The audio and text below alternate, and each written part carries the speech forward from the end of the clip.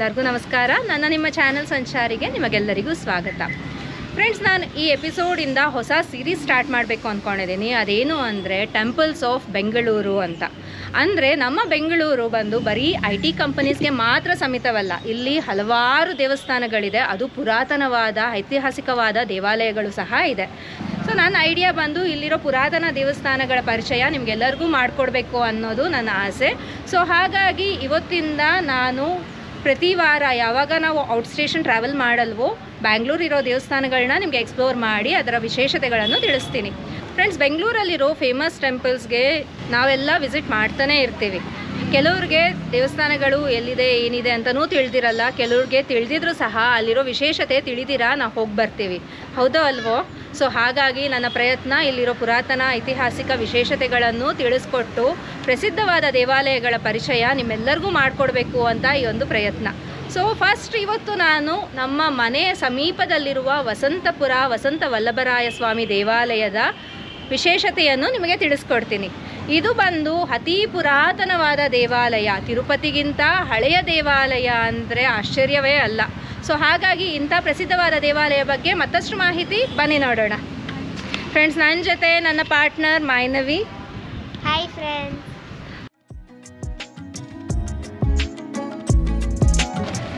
ಇದೇ ವಸಂತಪುರ ವಸಂತ ವಲ್ಲಭರಾಯ ಸ್ವಾಮಿ ದೇವಸ್ಥಾನ. ನೀವು ಇಲ್ಲಿ ಸರೌಂಡಿಂಗ್ಸ್ ನೋಡ್ಬೋದು, ಕಂಪ್ಲೀಟ್ ಟೆಂಪಲ್ಸ್ ಇದೆ ಇಲ್ಲಿ. ನಿಮಗೆ ಇಲ್ಲಿ ಬಂದರೆ ಅಂತೂ ಏನೋ ಬೇರೆ ಊರಿಗೆ ಬಂದಂಗೆ ಅನಿಸುತ್ತೆ, ನಮಗೆ ಯಾವುದೋ ಊರಿಗೆ ಹೋಗಿದ್ದೀವಿ ಅಂತಲೇ ಅನಿಸುತ್ತೆ.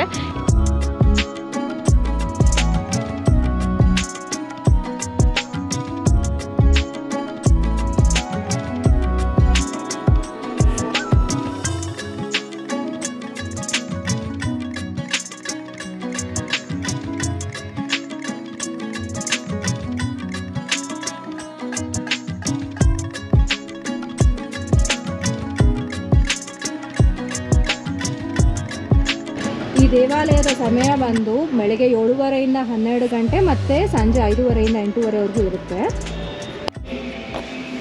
ಕಲ್ಯಾಣಾದ್ಭುತ ಗಾತ್ರಾಯ ಕಾಮಿತಾತ ಪ್ರದಾಯಿನಿ ಶ್ರೀಮದ್ ವೆಂಕಟನಾಥಾಯ ಶ್ರೀನಿವಾಸಾಯ ನಮಃ. ಇಂಥ ಪುಣ್ಯ ಸ್ಥಳ ವಸಂತಪುರ ವಸಂತ ವಲ್ಲಭರಾಯ ಸ್ವಾಮಿ ದೇವಾಲಯಕ್ಕೆ ನಾವೆಲ್ಲರೂ ಬಂದಿದ್ದೀವಿ. ಸೊ ಈ ದೇವಾಲಯ 1200 ವರ್ಷಕ್ಕೂ ಹಳೆಯ ದೇವಸ್ಥಾನ ಇದು.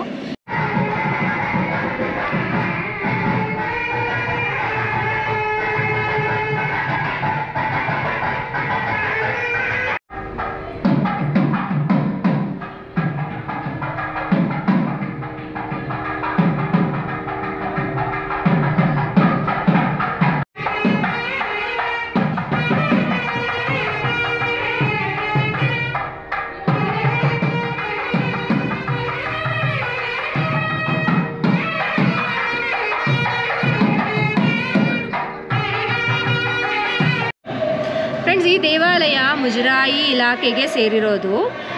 ನಾವು ದೇವಸ್ಥಾನದ ಒಳಗಡೆ ಎಂಟ್ರಿ ಕೊಟ್ಟಿದ ತಕ್ಷಣ ಲೆಫ್ಟ್ ಸೈಡಲ್ಲಿ ಹೋದರೆ ಆಂಜನೇಯನ ದೇವಾಲಯ ಇದೆ. ಇದು ವ್ಯಾಸ ಮಹರ್ಷಿ ಪ್ರತಿಷ್ಠಾಪನೆ ಮಾಡಿರೋ ಆಂಜನೇಯ ವಿಗ್ರಹ.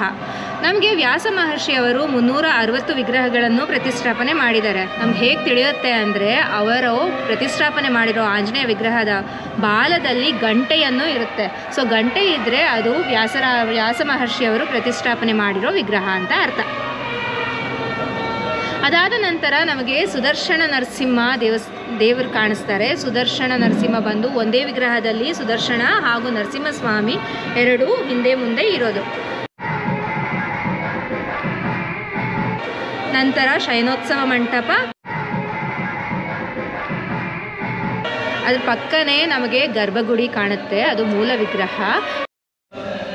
ಮೂಲ ವಿಗ್ರಹದಲ್ಲಿ ಶ್ರೀನಿವಾಸನು ಶಂಖಚಕ್ರ ಗದೆಯನ್ನು ಹಿಡಿದಿದ್ದಾರೆ. ತಿರುಪತಿಗಿಂತ ಹಳೆಯ ದೇವಾಲಯ, ಯಾಕೆ ಅಂದರೆ ಗದೆಯನ್ನು ಹಿಡ್ಕೊಂಡ್ರೆ ಅದು ತಿರುಪತಿಗಿಂತ ಹಳೆಯ ದೇವಾಲಯ ಅಂತ ಅರ್ಥ ಅಂತೆ. ಆಮೇಲೆ ಇಲ್ಲಿ ನಾವು ಗಮನಿಸ್ಬೋದು, ದೇವರು ಅಭಯ ಹಸ್ತದಲ್ಲಿ ಇದ್ದಾರೆ. ತಿರುಪತಿನಲ್ಲಿ ನೋಡಿದ್ರೆ ನೀವು ವರದ ಹಸ್ತ, ಅದು ಇಲ್ಲಿ ಅಭಯ ಹಸ್ತದಲ್ಲಿದ್ದಾರೆ. ಈ ಥರ ದೇವಸ್ಥಾನಗಳು ತುಂಬ ಕಮ್ಮಿ. ನಾವು ಮೇಲ್ಕೋಟೆ ಚೆಲುವರಾಯನ ದೇವಸ್ಥಾನ ಹಾಗೂ ಕಂಚಿ ವರದರಾಜನ ದೇವಸ್ಥಾನ ಎರಡು ಮಾತ್ರನೇ ನಾವು ಅಭಯ ಹಸ್ತದಲ್ಲಿ ಕಾಣೋದು. ಸೊ ಇದು ಸಹ ಇಲ್ಲಿನ ವಿಶೇಷತೆ. ಈ ವಸಂತಪುರ ವಸಂತ ವಲ್ಲಭರಾಯ ಸ್ವಾಮಿ ದೇವಾಲಯದಲ್ಲಿ ವಸಂತ ವಲ್ಲಭರಾಯ ಸ್ವಾಮಿಯು ಶ್ರೀದೇವಿ, ಭೂದೇವಿ ಹಾಗೂ ನೀಲಾದೇವಿ ಸಮೇತ ಬಂದು ಇಲ್ಲಿ ನೆಲೆಸಿದ್ದಾರೆ. ಸೊ ಶ್ರೀದೇವಿ ಭೂದೇವಿ ಪಕ್ಕ ಇದ್ದಾರೆ, ಲಕ್ಷ್ಮಿ ಬಂದು ಸಪ್ರೇಟ್ ಆಗಿದ್ದಾರೆ. ನೀವು ನೋಡ್ಬೋದು, ಇವನ್ ತಿರುಪತಿನಲ್ಲಿ ಸಹ ಲಕ್ಷ್ಮಿ ಇಲ್ಲ. ಯಾಕೆ ಅಂದರೆ ಲಕ್ಷ್ಮಿಗೆ ಕೋಪ ಜಾಸ್ತಿ ಅಂತೆ. ಅವರು ತಿರುಪತಿನಲ್ಲಿ ಕೋಪ ಮಾಡಿಕೊಂಡು ಕೊಲ್ಲಾಪುರದಲ್ಲಿ ಹೋಗಿ ನೆಲೆಸಿದ್ದಾರೆ. ಇಲ್ಲೂ ಸಹ ಲಕ್ಷ್ಮಿ ಪಕ್ಕ ಇಲ್ಲ, ಸಪ್ರೇಟ್ ಗರ್ಭಗುಡಿ ಇದೆ ಲಕ್ಷ್ಮಿಗೆ. ಸೊ ಅಲ್ಲಿ ಲಕ್ಷ್ಮಿಯ ವಿಗ್ರಹವನ್ನು ಸ್ಥಾಪನೆ ಮಾಡಿದ್ದಾರೆ. ಅದಾಗಿ ಹೊರಗೆ ಬಂದರೆ ಕೃಷ್ಣನ ಮಂಟಪ ಇದೆ, ಹಾಗೂ 12 ಆಳ್ವಾರ ಮಂಟಪ ಸಹ ಇದೆ. 12 ಆಳ್ವಾರಿಗೆ ಧನುರ್ಮಾಸದಲ್ಲಿ ವಿಶೇಷ ಪೂಜೆಗಳು ನಡೆಯುತ್ತೆ.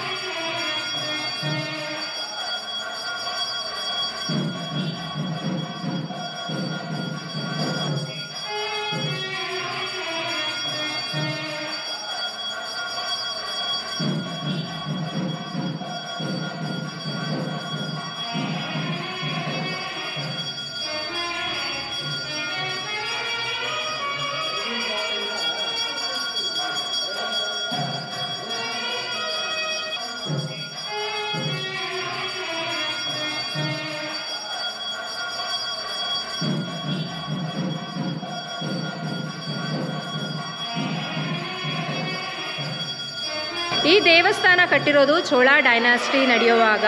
ಎಷ್ಟು ಪುರಾತನವಾದ ದೇವಾಲಯ ನೋಡಿ, ನೋಡಿದ್ರೇ ತಿಳಿಯುತ್ತೆ. ಆಮೇಲೆ ಮೈಸೂರು ಮಹಾರಾಜರು ಬಂದು ಇದನ್ನು ಜೀರ್ಣೋದ್ಧಾರ ಮಾಡಿದ್ದಾರೆ. ಈ ಗಂಡ ಬೈರುಂಡ ಬಂದು ಮೈಸೂರು ಮಹಾರಾಜರು ಅವರು ಕೊಟ್ಟಿರೋದು, ಅವರ ಸಿಂಬಲ್ ಇದು.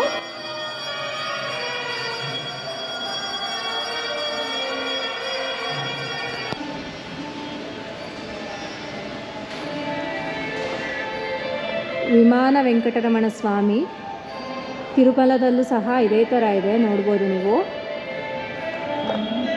ಇದೇನಕ್ಕಾಗಿರುತ್ತೆ ಅಂದರೆ ಕೆಲವ್ರಿಗೆ ದೇವ್ರ ದರ್ಶನ ಆಗಲ್ಲ. ಇಲ್ಲಿ ಗೋಪುರದಲ್ಲಿ ವಿಮಾನ ವೆಂಕಟರಮಣ ಸ್ವಾಮಿಯ ದರ್ಶನ ಮಾಡಿದ್ರೆ ದೇವರ ದರ್ಶನ ಮಾಡಿದಷ್ಟೇ ಪುಣ್ಯ ಅಂತ ಇಲ್ಲಿ ದರ್ಶನ ಮಾಡಿಕೊಂಡು ಹೋಗ್ತಾರೆ. ಇಲ್ಲಿ ವಸಂತಪುರ ಅಂತ ಏನಕ್ಕಾಗಿ ಹೆಸರು ಬಂತು ಅಂತ ಒಂದು ಐತಿಹಾಸಿಕ ಕಥೆನೇ ಇದೆ. ಈ ಸ್ಥಳ ಪಂಚತೀರ್ಥಗಳ ಸಮೂಹವಾಗಿತ್ತಂತೆ. ಪಂಚತೀರ್ಥಗಳಂದರೆ ಶಂಖತೀರ್ಥ, ಚಕ್ರತೀರ್ಥ, ಪ್ರವತೀರ್ಥ, ವಸಂತ ತೀರ್ಥ ಹಾಗೂ ದೇವತೀರ್ಥ. ಈ 5 ತೀರ್ಥಗಳು ಈ ಸ್ಥಳದಲ್ಲಿ ಇತ್ತಂತೆ. ಹಾಗಾಗಿ ಶ್ರೀನಿವಾಸನು ಈ ಸ್ಥಳವನ್ನು ಅವರ ಮದುವೆಯ ನಂತರ ಅರ್ಶಿಣದ ಓಕುಳಿ ಆಡಲು ಸೆಲೆಕ್ಟ್ ಮಾಡಿಕೊಂಡು ಇಲ್ಲಿಗೆ ಬರ್ತಾರೆ. ಸೊ ಹಾಗಾಗಿ ಇಲ್ಲಿ ಬಂದು ವಸಂತವನ್ನು ಆಡಿರುವ ಸ್ಥಳ ಈ ಪವಿತ್ರವಾದ ದೇವಾಲಯ, ಅಂದರೆ ಈ ಪವಿತ್ರವಾದ ಸ್ಥಳ. ಹಾಗಾಗಿ ಈ ಸ್ಥಳಕ್ಕೆ ವಸಂತಪುರ ಅಂತ ಹೆಸರು ಬಂತು. ಫ್ರೆಂಡ್ಸ್, ಶ್ರೀನಿವಾಸನು ಇಲ್ಲಿ ಬಂದು ನೆಲೆಸಿರೋದಕ್ಕೆ ಮುಖ್ಯ ಕಾರಣ ಮಾಂಡವ್ಯ ಮಹರ್ಷಿಯವರು. ಇದೆ ಫ್ರೆಂಡ್ಸ್,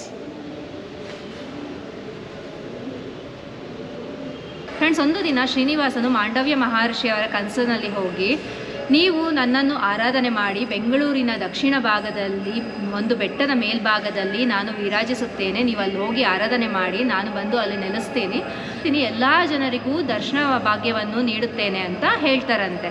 ಸೊ ಹಾಗಾಗಿ ಮಾಂಡವ್ಯ ಮಹರ್ಷಿಯವರು ಇಲ್ಲಿ ಬಂದು ಹಿಂದೆ ಒಂದು ಗುಹೆ ಇದೆ, ಆ ಗುಹೆನ ನಿಮಗೆ ತೋರಿಸ್ಕೊಡ್ತೀನಿ. ಆ ಗುಹೆಯಲ್ಲಿ ಕೂತು ಸಾಕಷ್ಟು ಕಾಲ ತಪಸ್ಸನ್ನು ಮಾಡ್ತಾರಂತೆ. ಈ ತಪಸ್ಸು ಮಾಡೋವಾಗಲೇ ಶ್ರೀನಿವಾಸನ ಮದುವೆ ಆಯ್ತಂತೆ. ಎಲ್ಲ ದೇವತೆಗಳು ಋಷಿಗಳು ಶ್ರೀನಿವಾಸನ ಕಲ್ಯಾಣಕ್ಕೆ ಹೋಗ್ತಾರಂತೆ. ಆದರೆ ಮಾಂಡವ್ಯ ಮಹರ್ಷಿಯವರು ಇಲ್ಲಿ ತಪಸ್ಸು ಮಾಡ್ತಿದ್ರಲ್ಲ, ಹೋಗೋದಕ್ಕೆ ಆಗಲಿಲ್ಲ. ಅವ್ರಿಗೆ ತುಂಬ ಬೇಸರವಾಯ್ತಂತೆ. ಅದಾದ ನಂತರ ಅವರು ಇಲ್ಲಿ ಸಾಕ್ಷಾತ್ ಶ್ರೀನಿವಾಸನೇ ಇಲ್ಲಿ ಬಂದು ನಾನು ಹೇಳ್ದಂಗೆ ವಸಂತೋತ್ಸವವನ್ನು ಇಲ್ಲಿ ಮಾಡಿಕೊಂಡು ಅವರಿಗೆ ದರ್ಶನವನ್ನು ನೀಡ್ತಾರೆ. ಅವರು ತುಂಬ ಖುಷಿ ಆಗ್ತಾರಂತೆ. ಮಾಂಡವ್ಯ ಮಹರ್ಷಿಯವರು ಸಾಕ್ಷಾತ್ ಶ್ರೀನಿವಾಸನ ದರ್ಶನವೇ ಆಯ್ತಲ್ಲ, ತುಂಬ ಖುಷಿ ಆಗ್ತಾರಂತೆ. ಫ್ರೆಂಡ್ಸ್, ತದನಂತರ ಮಾಂಡವ್ಯ ಮಹರ್ಷಿಯವರು ಇಲ್ಲಿ ಬಂದು ಈ ಜಾಗದಲ್ಲಿ ನಿಂತು, ಮಾಂಡವ್ಯ ಮಹರ್ಷಿಯವರು ನೋಡಿ ಅವರ ಪಾದಗಳಿದು.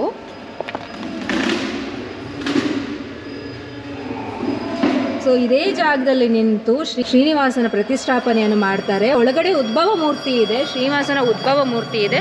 ಸೊ ಇಲ್ಲಿ ನಿಂತು ಅವರು ಸ್ಥಾಪನೆಯನ್ನು ಮಾಡೋದು. ಅದೇ ಇಲ್ಲಿನ ವಿಶೇಷತೆ ಫ್ರೆಂಡ್ಸ್. ವಲ್ಲಭರಾಯ ಅಂದರೆ ವರ ಕೊಡುವ ದೇವರು, ವಸಂತ ವಲ್ಲಭರಾಯ ಅಂದರೆ ವಸಂತವನ್ನು ಆಡಿ ವರವನ್ನು ಕೊಡುವ ದೇವರೆಂದು ಅರ್ಥ. ಫ್ರೆಂಡ್ಸ್, ಇಲ್ಲಿ ವಿಶೇಷವಾದ ಹಬ್ಬಗಳೆಂದರೆ ಬ್ರಹ್ಮ ರಥೋತ್ಸವ ನಡೆಯುತ್ತೆ. ಮಾಘ ಮಾಸದಲ್ಲಿ ಮಖಾ ನಕ್ಷತ್ರದಂದು ವಿಶೇಷವಾದ ಬ್ರಹ್ಮ ರಥೋತ್ಸವ ಇಲ್ಲಿ ಪ್ರತಿ ವರ್ಷ ನಡೆಯುತ್ತೆ.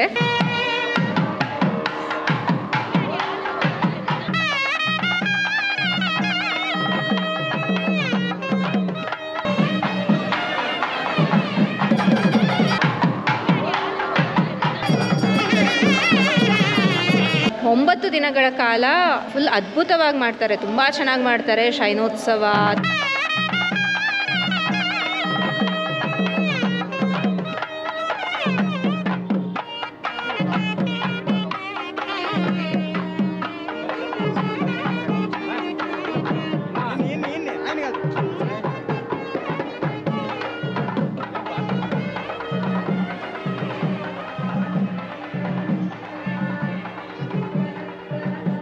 ತೆಪೋತ್ಸವ,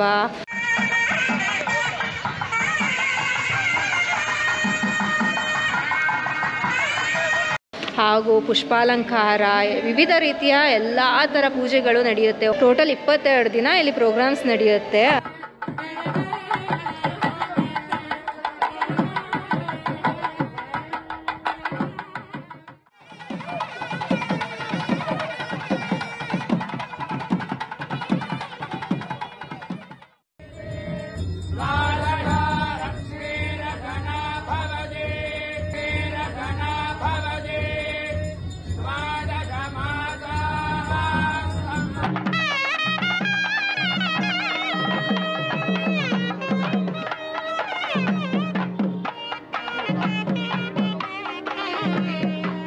ಅದಾದಮೇಲೆ ಪ್ರತಿನಿತ್ಯ ಕಲ್ಯಾಣೋತ್ಸವ ನಡೆಯುತ್ತೆ. ತಿರುಮಲನಲ್ಲಿ ಹೇಗೆ ಶ್ರೀನಿವಾಸನಿಗೆ ಪೂಜೆಗಳು ಮಾಡ್ತಾರೆ, ಇಲ್ಲೂ ಸಹ ಅದೇ ರೀತಿ ಎಲ್ಲ ಪೂಜೆ ವಿಧಾನಗಳು ನಡೆಯುತ್ತೆ.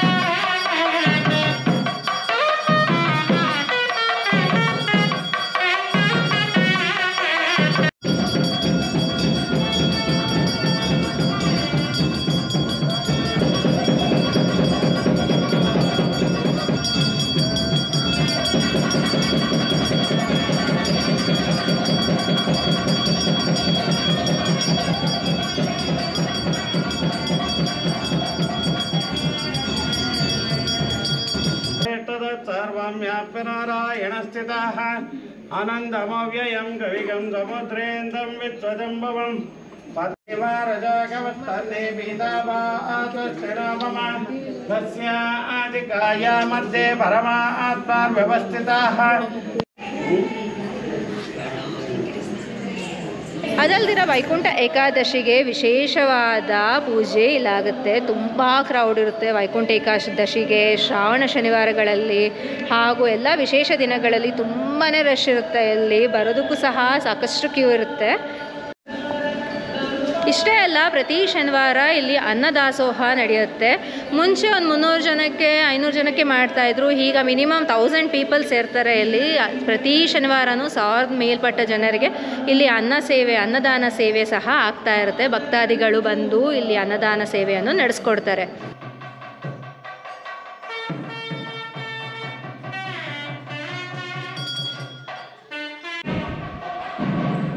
ತುಲಾಭಾರ ಸೇವೆ,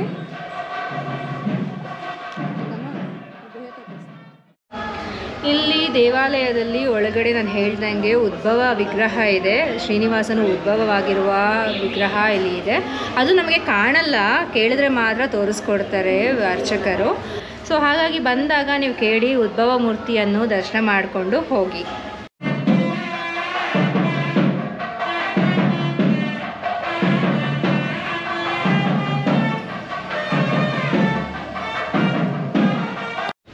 ಫ್ರೆಂಡ್ಸ್, ಇದು ಪುರಾತನವಾದ ದೇವಾಲಯ ಮಾತ್ರ ಅಲ್ಲ, ಇಲ್ಲಿ ಸಾಕಷ್ಟು ಮಹಿಮೆ ಇದೆ. ಒಂದೇನಂದರೆ, ಮದುವೆ ಆಗದೆ ಇರೋ ಇಲ್ಲಿ ಬಂದು ಕಂಕಣವನ್ನು ಕಟ್ಕೊಂಡ್ರೆ ಮದುವೆ ಆಗುತ್ತಂತೆ. ಅದು ಹೇಗೆ ಅಂದರೆ, ಮುಂಚಿತವಾಗಿ ಬಂದು ಅರ್ಚಕರಿಗೆ ಹೇಳಬೇಕಂತೆ ಈ ಥರ ಕಂಕಣ ಬೇಕು ಅಂತ. ಈಗ ಕಲ್ಯಾಣೋತ್ಸವ ತೋರಿಸಿದೆ ಅಲ್ವಾ, ಆವಾಗ ಸ್ವಾಮಿ ಕೈಗೆ ಕಂಕಣ ಇರುತ್ತೆ, ಅಬ್ಸರ್ವ್ ಮಾಡಿ. ಸೊ ಆ ಕಂಕಣವನ್ನು ಮದುವೆ ಆಗದೆ ಇರೋರು ಪೂಜೆಯ ನಂತರ ಇಸ್ಕೊಂಡು 48 ದಿನಗಳ ಕಾಲ ಕಂಕಣವನ್ನು ಕಟ್ಕೊಂಡ್ರೆ ಮದುವೆ ಆಗುತ್ತೆ ಅಂತ ಇಲ್ಲಿ ನಂಬಿಕೆ ಇದೆ. ಇದಲ್ದಿರ ಮಕ್ಕಳಾಗದೆ ಇರೋರಿಗೆ ಪ್ರತಿ ತಿಂಗಳು ರೋಹಿಣಿ ನಕ್ಷತ್ರದಲ್ಲಿ ಗೋಪಾಲಕೃಷ್ಣನಿಗೆ ಹಾಲಿನ ಅಭಿಷೇಕವನ್ನು ಮಾಡಿಸಿ ಆ ಹಾಲನ್ನು ಸೇವಿಸಿದರೆ ಮಕ್ಕಳಾಗುತ್ತೆ ಅನ್ನೋ ನಂಬಿಕೆ ಸಹ ಇಲ್ಲಿದೆ. ಸೊ ಹಾಗಾಗಿ ಇದು ತುಂಬಾ ಪವಿತ್ರವಾದ ಕ್ಷೇತ್ರ ಅಂತ ಹೇಳ್ಬೋದು. ಹಲವಾರು ಭಕ್ತಾದಿಗಳು ಎಲ್ಲ ಕಡೆಯಿಂದನೂ ಬರ್ತಾರೆ. ಸಾಕಷ್ಟು ಜನರಿಗೆ ಈ ದೇವಾಲಯ ಮನೆ ದೇವರು ಸಹ ಆಗಿದೆ. ಫ್ರೆಂಡ್ಸ್, ಈ ದೇವಸ್ಥಾನ ತುಂಬ ಮೂವೀಸಲ್ಲಿ ಶೂಟಿಂಗ್ ಮಾಡಿದ್ದಾರೆ. ಈಗಲೂ ಸಹ ತುಂಬ ಸೀರಿಯಲ್ಸಲ್ಲಿ ಈಚೆಗಡೆಯಿಂದ ತೊಗೊಳ್ತಾರೆ. ಗರ್ಭಗುಡಿಗೆ ಕ್ಯಾಮ್ರಾ ಅಲೋ ಇಲ್ಲ. ಮುಂಚೆ ಬಿಡ್ತಿದ್ರಂತೆ. ಒಂದು ಹಳೇ ಮೂವಿ, ರಾಜ್ಕುಮಾರ್ ಮೂವಿ ತುಂಬಿದ ಕೊಡ ಅಂತ ಒಂದು ರಾಜ್ಕುಮಾರ್ ಮೂವಿ ಇಲ್ಲಿ ತೊಗೊಂಡಿದ್ದಾರೆ. ಇನ್ನೂ ಒಂದು ವೆಂಕಟೇಶ್ವರನ ಮಹಿಮೆ ಅಂತ ಅನಂತ್ನಾಗ್ ಮೂವಿ ತಿರುಮಲನಲ್ಲಿ ಮಾಡಬೇಕಿತ್ತು. ಎಲ್ಲ ಶೂಟಿಂಗ್ ಇಲ್ಲೇ ಮಾಡಿದ್ರಂತೆ. ಕೊನೆಯಲ್ಲಿ ಮಾತ್ರ ತಿರುಮಲಕ್ಕೆ ಹೋಗಿ ಶೂಟ್ ಮಾಡಿದ್ದಾರೆ ಅಂತ ಹೇಳ್ತಾರೆ ಇಲ್ಲಿ.